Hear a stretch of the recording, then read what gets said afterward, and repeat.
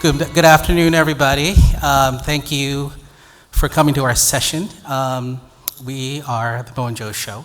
It is a podcast, so this is a little weird for us because there's a live audience while we're doing a podcast. So if you could just laugh at our jokes, because normally we laugh at our own jokes and make us feel comfortable, I think it'll be fine. We're here with our guests from Ascential Edge. You want to say something, or am I doing all the talking? You're doing great. Keep going. No, we have, we're really excited. Actually, Manny and I have been doing podcasts all morning over in the speaker lounge and have talked to some great companies. But Edge by Ascential is a company we think that has their finger on the pulse of retail and e-commerce specifically.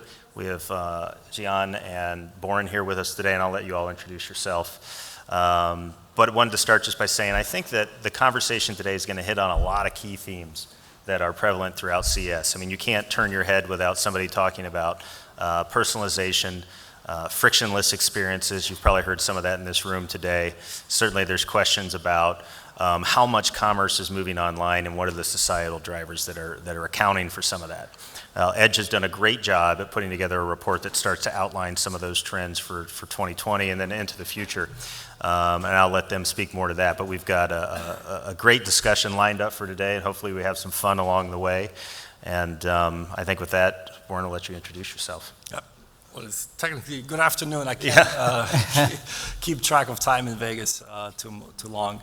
My name is Boren Novakovic. I'm Managing Director of Edge by Ascential. We're the leading market intelligence service provider in the e-commerce space, measuring performance of brands on Amazon, providing price intelligence and digital shelf intelligence as well. We also work with retailers as well, and happy to collect all this data that we collect that we also use for trend forecasting and observing consumer behavior, and that's what we're going to talk about today, what we can learn from that.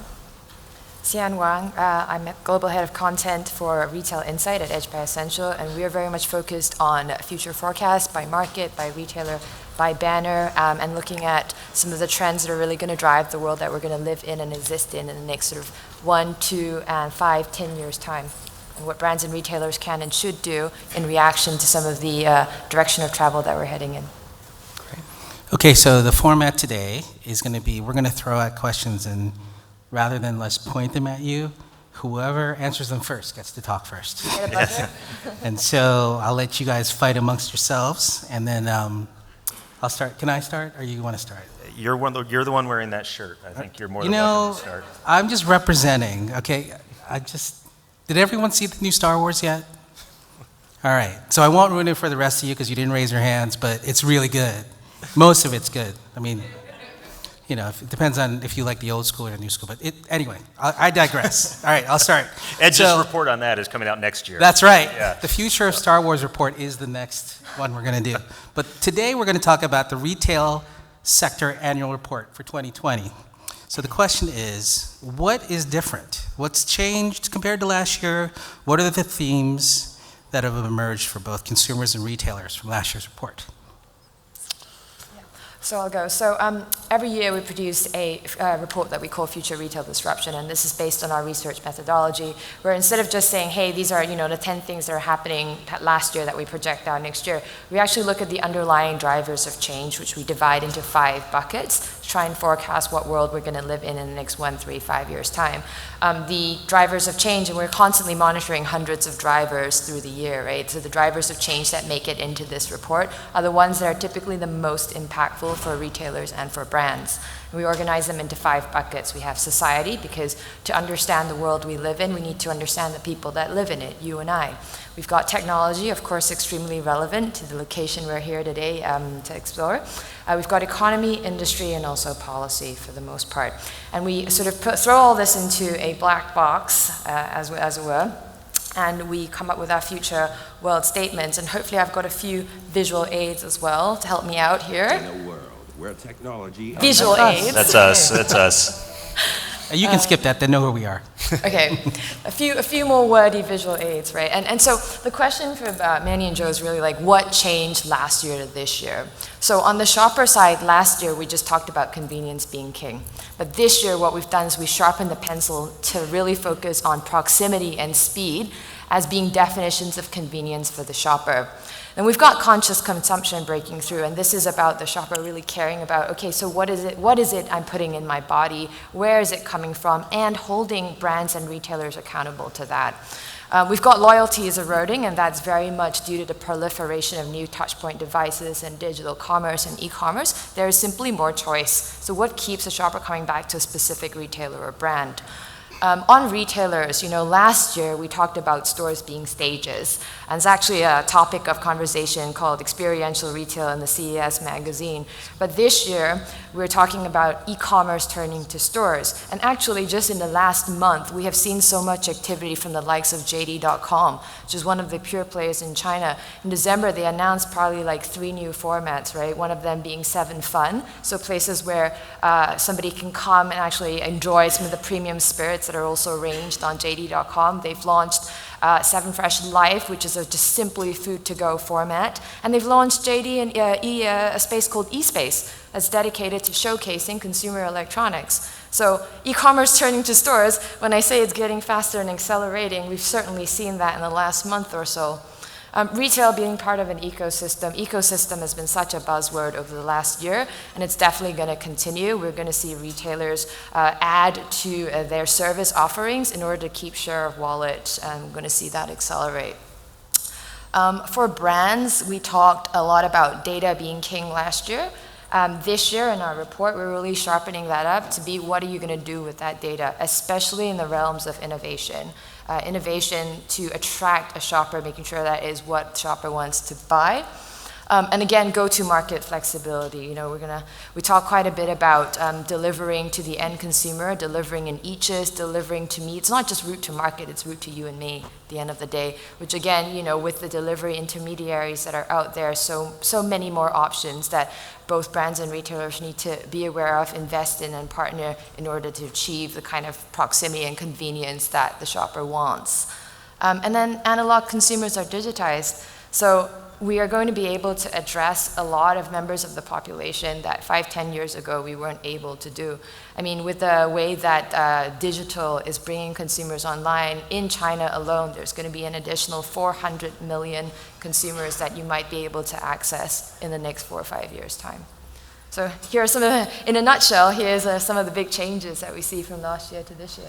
This is a really great slide, and I think it articulates a real nice sort of construct for how you get to answering key questions when you look at shopper, retailer, and brands. You also mentioned I think you say it's STEIP, S-T-E-I-P, and that was something you mentioned at the beginning: society, technology, economy, industry, and policy. When you think about those frameworks, and you think about the way things are changing and how innovation is now almost required for retailers and brands going forward, what's driving that? I mean, are there specific societal changes that are in place? These seem to be the answers to some of those, but can we deep dive a little bit into what those changes are that retailers and brands have to respond to? Yeah, absolutely. Feel free to jump in at any point if you guys, but here's the short list of drivers that we had. So these are just simply some of the drivers and trends that we've been monitoring throughout the year. Now onto the slide. Again, it's the drivers that determine these world statements. And so to your question about society, what changed? New drivers this year, we really included health, well-being, and self-care, and responsible consumption as well as really breaking through and coming through. So consumers and shoppers' voices really coming through to brands and retailers about what it is that they're consuming. They're interested in knowing the provenance of a product and that the brand stands for purpose at the end of the day. So functionality is still going to be the #1 concern when making a purchase decision, but increasingly, and even in emerging markets such as China and India, we see shoppers and consumers being open to brands and products that don't just have functional delivery, but also have and stand for a purpose of some kind. And we expect this maybe already now in Western European markets, but the fact that some of the digital native markets like China and India are also seeing this as an increasing purchase consideration aspect coming through is what we think is going to accelerate in 2020. And this plays very nicely with all the other sort of demographic unassailables, urbanization, smaller households, aging societies at the end of the day, which should really give us, some of that direction of travel, what retailers and brands need to respond to. Great. I'm looking at this, I'm looking to see where is the growth going to come from for the brands and the retailers? Yeah.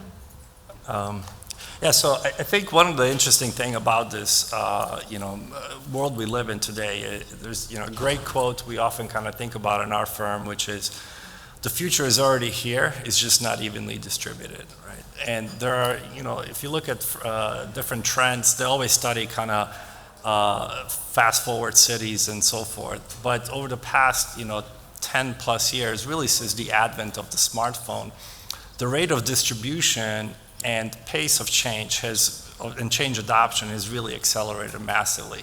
Because a trend like this, would took maybe 10, 15, 20 years to develop in society of kind of pre-digital. In the digital society, it only takes maybe a year or 2 or 3 to really grab hold because the information is spreading so fast. And the point is, how we see things evolving, and I think you have a slide on that as well, is really becoming non-linear adoption of these trends and impacting. And therefore, we see, e-commerce as a channel, an outlet of sales, which has trickled in kind of single digits for many categories over the years, and it kind of, is really now getting to that tipping point of critical mass, no matter even if you're in the grocery space, right? Electronics and books already average in the 40-50%, so that is the business. But even people buy pencils online these days and get them delivered in half an hour because of the convenience factor. And that's kind of driving that change, and we're going to see that continue and accelerate. It brings up a key point, which is a lot of these categories now, to your point, have reached that point of critical mass. So they get somewhere between 10 and 20%, and then it takes off, and you end up... it's actually 5 or 6 is what we see is when... Category by category. Yeah, then the nonlinear really kicks in. Yeah, it kicks in and it gets going. So the question is now is, how do brands and retailers identify opportunities in the e-com space? I mean, we know Amazon, of course, is a huge player. Walmart's made huge investment. Target continues to accelerate their offering. Where do you go, and how do you approach it? Yeah, the answer to that is, we like to call it the double click, right? So you have to, I think it's almost useless to think about e-commerce in a kind of totality, because it's really, it's an aggregation of multiple channels now to the consumers, as well as categories and outlets, right? So really in that micro market segmentation, there's still fantastic growth opportunities. Example being, Walmart OGP in the US, out of nowhere since 2017 now captures 70% of the grocery delivery market, right, and pickup.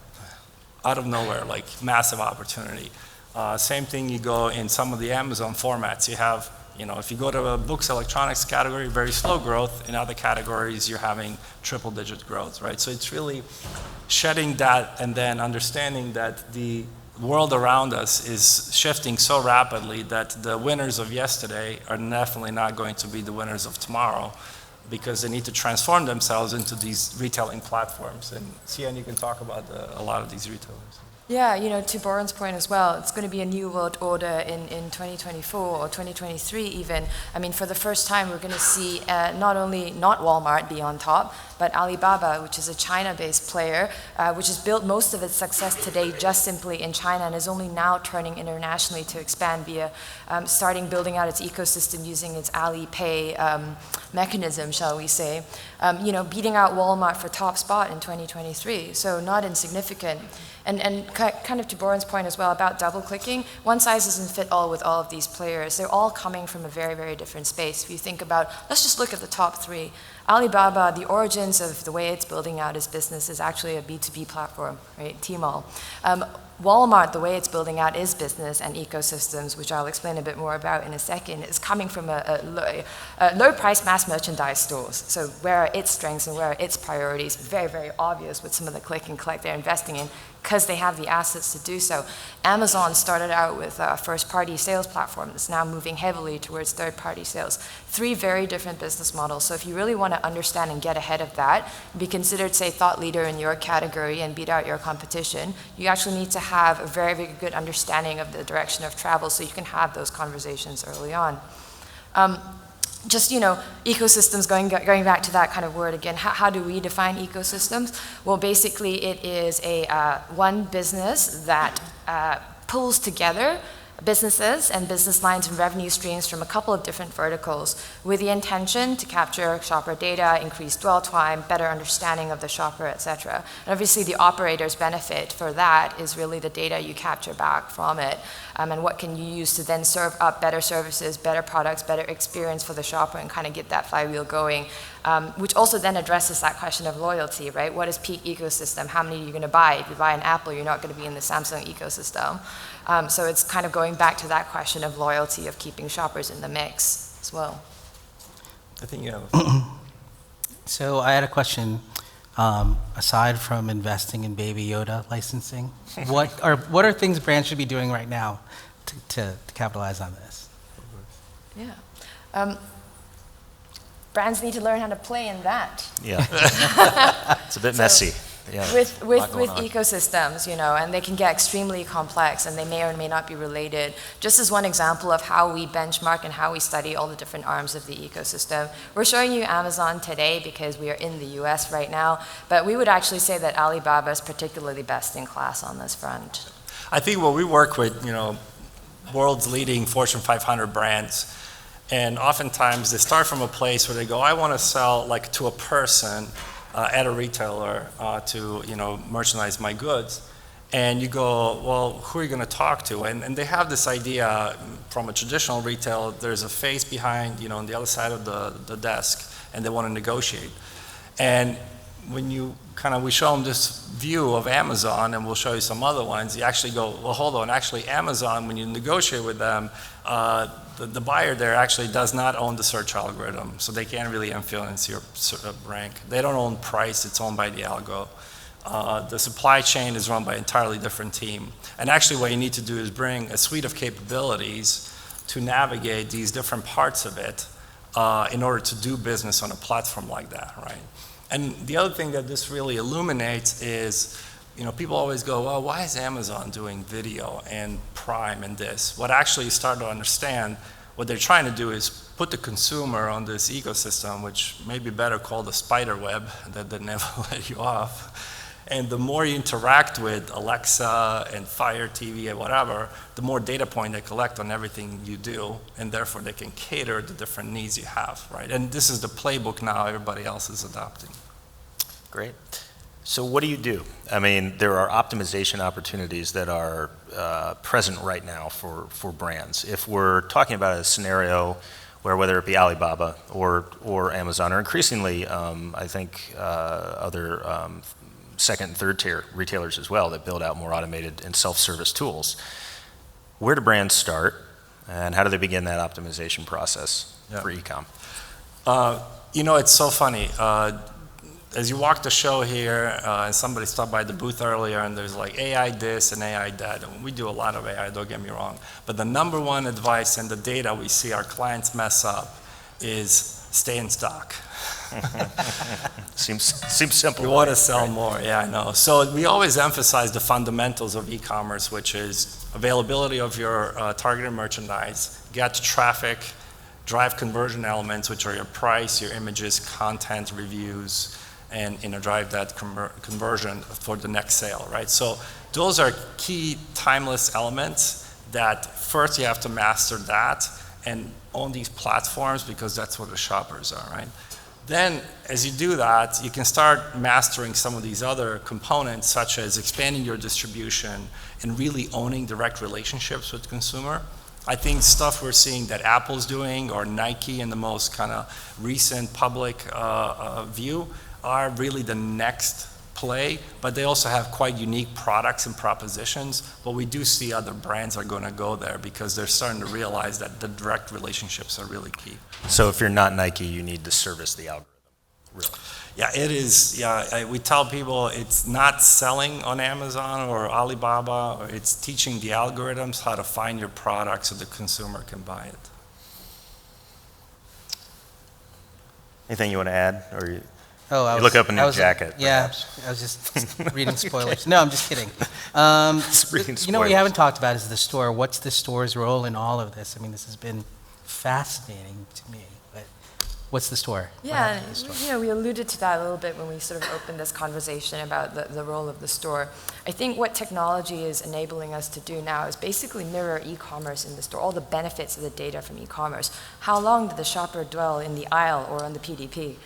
What did they put into the cart? Did they put into the cart at all? Did they check out? What was the conversion rate? And you think about stores like Amazon Go and all the other technologies and IoT and things like that will enable us to actually track physical shopper behavior in the store. But for me, this is just a long way of saying stores are actually particularly important. And if you look at the actions of Amazon and JD and Alibaba, what have they all done in the last 1 year? What are they investing in the next year? They're actually investing in stores. Couple of reasons. One of that data, unified data across for shopper end-to-end and O2O offering being one of them. But they have also realized that that was particularly their weakness. They had no visibility, and this is the last bastion that they hadn't conquered in terms of understanding the shopper and where they were playing. And for the store as well, generally, right? So with e-commerce now fulfilling the sort of range, price, proximity role that the store in the traditional store used to play, what is going to be the role of the store in the future? So a lot of questions for brands and retailers out there. Okay, so I have this thing called the store. I might have some real estate that I need to reinvent. I have outdated hypermarket formats that are overspaced. What is the store of the future? What role does it need to play? As we've seen actually, and very much led by the likes of Samsung and Apple, there is a huge role for the store to play to offer up the kind of experience and experiential retail that e-commerce today does not necessarily fulfill and cannot necessarily fulfill as well as a physical store. And we actually have a framework to share on that front. This was just another example of ecosystems, by the way. So Walmart, you'll see a couple blank spaces there, and Alibaba, by a long shot, is the most dense when it comes to its ecosystem partners. We didn't even manage to fit on the page all of the JVs, test and learn, R&D, innovation investments that Alibaba is trialing and testing. And O2O, as they've stated a number of times, including the physical store, is a massive, massive part of their ecosystem build-out as well. It's a huge priority for them. But going back to the store and what role it will play, this is the store of the future. And by the way, when I say store of the future, I mean both online and offline. So as stores evolve, how can they become hubs to help shoppers and consumers connect with each other? That's what we mean by social. On experiential, it's a fantastic opportunity for brands to support retailers on connecting shoppers with their brands specifically. On frictionless, it's almost going to be table stakes. How can you make it as painless as possible for the shopper to part with their money? Whether it's click and collect point of fulfillment from the store, or whether it's just smile to pay or just walk out technology. And then curated, what's going to differentiate you and what's going to keep the shopper coming back to you, specifically your locations, your brand? Well, it's going to be, are you offering a differentiated assortment that they A, care about, B, resonates with them, maybe is personalized as well, so that they keep coming back to you and have a reason to come back to you? I think what's exciting, really moving forward is, and I live in Chicago, and Starbucks just opened the world's largest Starbucks experience called the Roastery right on Michigan Avenue, which is like 30,000 square feet of coffee. But it's this immense experiential environment for people to experience the brand, the products, much more around it. Italy is another one, et cetera, right? And actually, we're very bullish on the store, but we do think the boring store will die, as it deserves to die, because it's not very exciting. But there's other needs we as humans have that retail fulfills. And I think we're really getting to that point of digital is just becoming the backdrop of how everything works. So because you don't see us use the word digital here. Mm-hmm. Yeah. Digital is here to enable frictionless, to enable social and other things. And we're getting to that space where that's the way we operate. Right? Yeah, no, that's great. And we have just a few minutes left. I was going to ask you about the role of the store with logistics, but I think you just hit on that a bit. People want to fulfill products different ways. And so supply chains, it plays a key role in the report, so people can can get into that. So you can answer that question and talk more about that, or lightning round. Or lightning round. Yeah. Look into the future a bit. So we're in 2020, start of a new decade, nice round number. So 2024. 2025. We are living in the future. So what comes next? That's what we'll end with. Well, what comes next, indeed? Well, you should read the report to find out. But beyond that, I have probably more of the geeky back-end aspect of things going on in terms of my recommendations for brands and retailers, and that is the evolution of what we call the C2B2C model. So the shoppers and consumers are going to tell you what it is they want to buy, and they're going to tell you through things like ratings and reviews, or through social conversations, commerce with social commerce. The brands that will win are the ones that can sort of use AI or whatever technology, or even a team of people to analyze this information and produce those products and those variants of those products, so that the shopper can go back and purchase that. So C2B2C, very much enabled by technology, would be definitely my focus area and focus recommendation in 2020 prediction. Great. Yeah, I mean, I see the moving more to direct relationships and taking differentiation to a whole new level is going to be important. I think getting to just selling the same box in many different places is going to be increasingly challenging. And I think a good proxy to take is see what's happening in the streaming services, right? So media always goes a few years ahead of retail because there's no physical things to move around and no supply chain. But if you look at how is Netflix and Hulu and all these guys, Disney, competing now, it's all proprietary content with direct relationships with consumers, right? And I think, to both 3P platforms, and whether it be a platform like Shopify or Amazon or whatever, brands are going to build these types of relationships, as well as retailers have that opportunity to become a differentiated platform of choice where they fulfill a certain need. So we'll see more of that and much more ubiquity. So that brings us towards the end. I think if people want more information about the report, they can just reach out to both of you. It's the future of retail disruption, and learn more about what's going to come in 2020 and beyond. And if you want to learn more about the Mo and Joe show, Mo and Joe's Epic Tech Talks are... Yes, we're on Spotify and Apple. Leave us a great review. We really need it. And